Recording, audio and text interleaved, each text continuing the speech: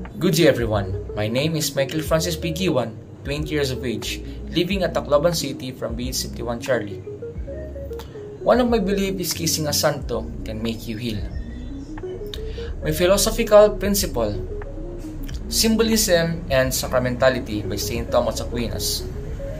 In Christian philosophy, particularly in the teaching of Aquinas, physical signs like statues or relics can point out spiritual realities.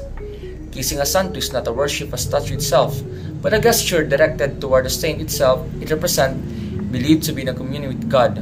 Capable of interceding, the act of kissing becomes a sacramental, a physical sign through which grace, healing may be received.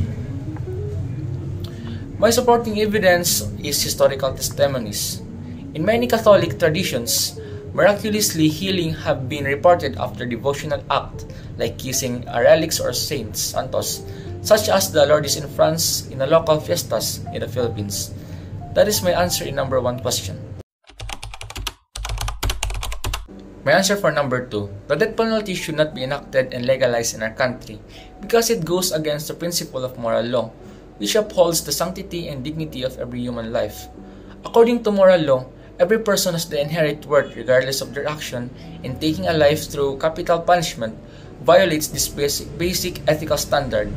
While justice must be served, it should not come at the cost of a person's right to life, especially when there's alternative form of punishment that can ensure public safety and give the offender a second chance for repentance and rehabilitation.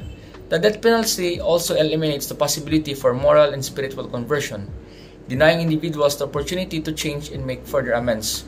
Furthermore, the risk of wrongful conviction is a serious concern. If an innocent person is executed, then justice is irreversible and deeply unethical. Moral law calls for justice that restores rather than destroys, and therefore the death penalty should not be part of just humane legal system. That's all, and thank you everyone.